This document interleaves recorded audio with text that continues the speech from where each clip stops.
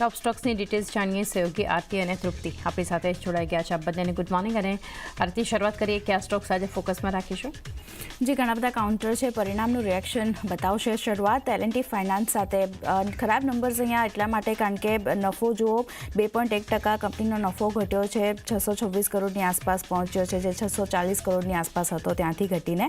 NIIની વાત કરી લઈએ, 11.4% કંપનીના NII આપણને વધતા દેખાયા છે.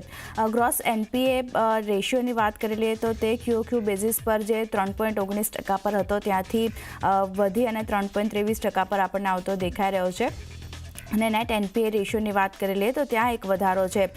0.96%ની સામે નેટ NPA પણ વધી અને 0.97% પર આપણને આવતા દેખાયા છે. તો એક ખરાબ નંબર્સ છે. ખાસ કરીને માત્ર NII વધતા દેખાયા છે, પણ નફો ઘટ્યો છે. ગ્રોસ NPA, નેટ NPAમાં એક વધારો છે, તો ધ્યાન રાખવાનું રહેશે L&T ફાઇનાન્સના કાઉન્ટર માટે.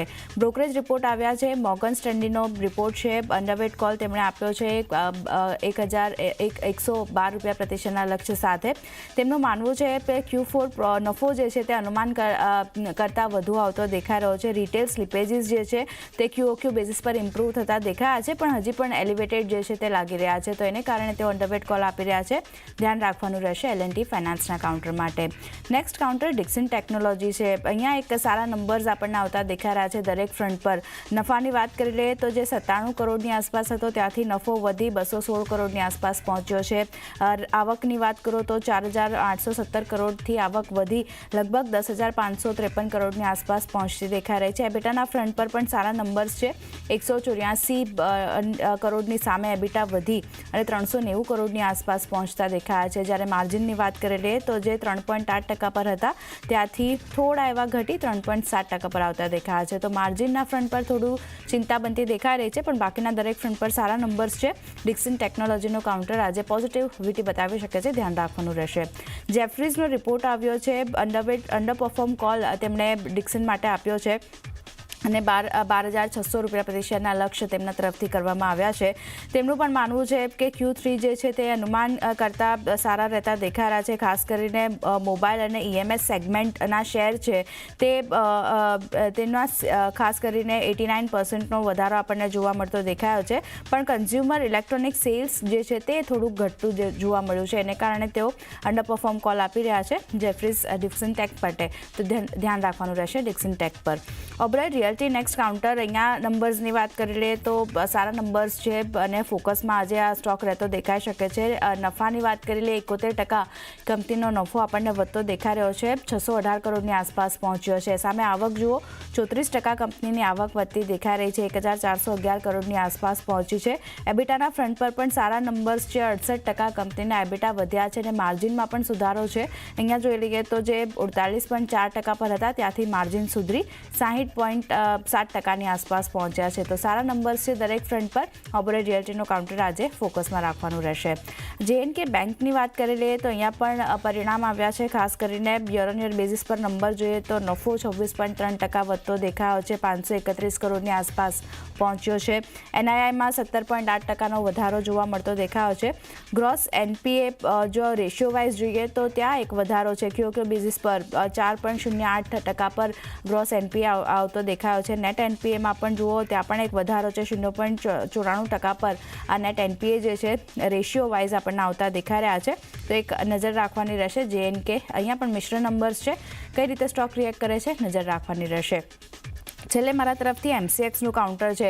આજ પણ દિવસભર ફોકસમાં કાઉન્ટર રહી શકે છે કારણ કે કંપની જે છે તે સૌથી પહેલાં આવક જોઈ લઈએ તો 57.4% કંપનીની આવક વધી છે. 301 કરોડની આસપાસ પહોંચી છે. પણ કંપનીને જે 5.4 કરોડની ખોટ હતી તેની સામે કંપની જે છે તે નફામાં આવતી દેખાઈ રહી છે. 160 કરોડનો નફો કંપનીને થતો દેખાઈ રહ્યો છે. તો ખોટમાંથી નફામાં આવી છે MCX.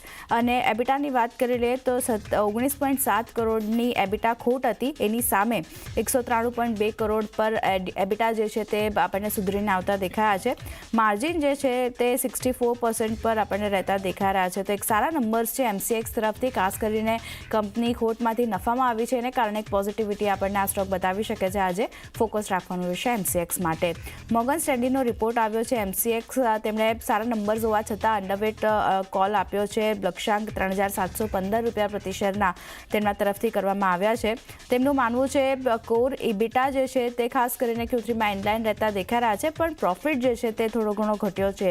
એને કારણે તેઓ અંડરવેટ કોલ આપી રહ્યા છે. MCX માટે ધ્યાન રાખવાનું રહેશે. પણ કંપની ખાસ કરીને ખોટમાંથી નફામાં આવી છે તો એક પોઝિટિવિટી આપણને જોવા મળી શકે છે. અહીંયા ધ્યાન રાખવાનું રહેશે. તો ઘણા બધા કાઉન્ટર ખાસ કરીને તૃપ્તિ મારા તરફથી છે. L&T finance, Dixon technology, MCX પર ફોકસ રહેશે. તમારા ધ્યાનમાં કયા શેર્સ? ગુડ મોર્નિંગ આરતી. હું શરૂઆત શુગર કંપનીઓથી કરીશ. ખાસ કરીને એક પોઝિટિવ સમાચાર અહીંયા સમક્ષ આપતા જોવા મળી રહ્યા છે. ખાસ કરીને જેટલી પણ શુગર કંપનીઓ છે તેના માટે અહીંયા શુગર્સના એક્સપોર્ટ એક મંજૂરી મળતી જોવા મળી છે. અને ખાસ કરીને ખાદ્ય મંત્રાલય પાસેથી આ મંજૂરી મળી છે કે સરકારે 2024 અને 25 માટે ખાસ કરીને 10 લાખ ટન શુગર્સના એક્સપોર્ટ માટે તેમને હવે મંજૂરી અહીંયા આપી દીધી છે. અને નોટિફિકેશન પણ અહીંયા બહાર આવી ગયું છે.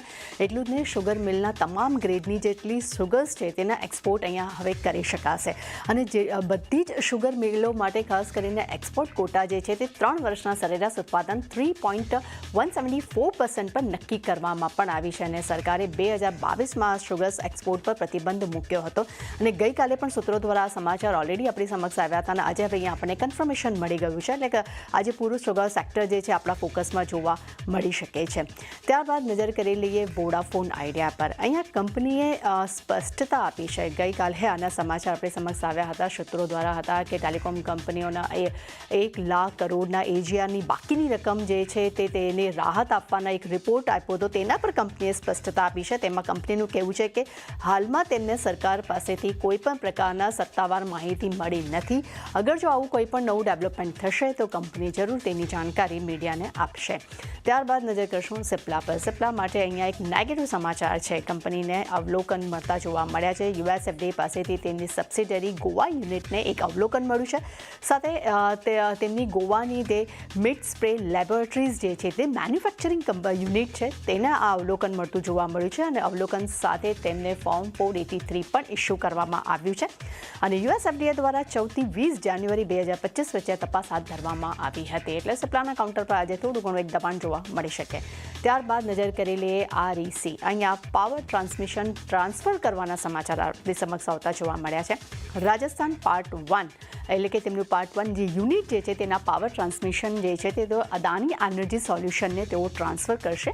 અને અગર અમાઉન્ટની વાત કરશું તો 15 કરોડમાં આ પૂરી આ જે તેમની જે સોલ્યુશન જે છે તે અદાની સોલ્યુશનને પોતાનું આ ટ્રાન્સમિશન તેઓ ટ્રાન્સફર કરવા જઈ રહ્યા છે.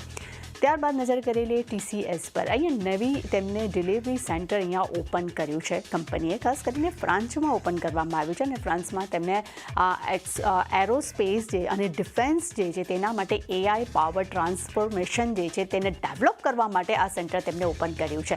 એટલે TCSનું કાઉન્ટર પણ ખાસ ફોકસમાં રહેશે. ત્યારબાદ ટોરેન્ટ પાવર પર નજર કરીએ. અહીંયા સબસિડરીનું ગઠન કર્યું છે.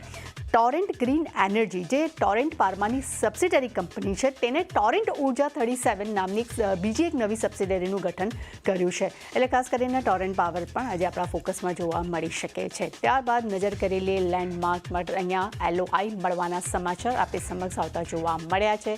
JSW મોટર ઇન્ડિયા પાસેથી તેમને અહીંયા એક ઓર્ડર મળ્યો છે. LOI મળ્યો છે. એટલે સિમ્પલ વર્ડમાં કહી શકાય કે તેમને એક ઓર્ડર મળ્યો છે. તેમને અમદાવાદ અને કોલકાતામાં નવી MG સિલેક્ટ ડીલરશિપ જે છે તેને ખોલવા માટે અહીંયા તેમને LOI મળ્યો છે. એટલે આ કાઉન્ટર પણ આજે ફોકસમાં જોવા મળી શકે છે. અને છેલ્લે અમારા રડારમાં છે વેદાંતા. અહીંયા પોઝિટિવ સમાચાર છે. કંપનીના રેટિંગ અપગ્રેડ કરવામાં આવ્યા છે. ફીચ છે વેદાંતાના રેટિંગ અપગ્રેડ કરીને +B કર્યા છે, પરંતુ તેમને અહીંયા આઉટલુક સ્ટેબલ રાખ્યું છે. એટલે વેદાંતાનું કાઉન્ટર પણ આજે આપણા ફોકસમાં જોવા મળી શકે છે. એટલે ચાંદની, મેં અને આરતીએ જેટલા પણ તમારી આગળ સ્ટોક્સ ડિસ્કસ કર્યા છે ખાસ કરીને રિઝલ્ટ તો છે જ અને શુગર સેક્ટર આજે ખાસ ફોકસમાં જોવા મળી શકે છે. જી, તો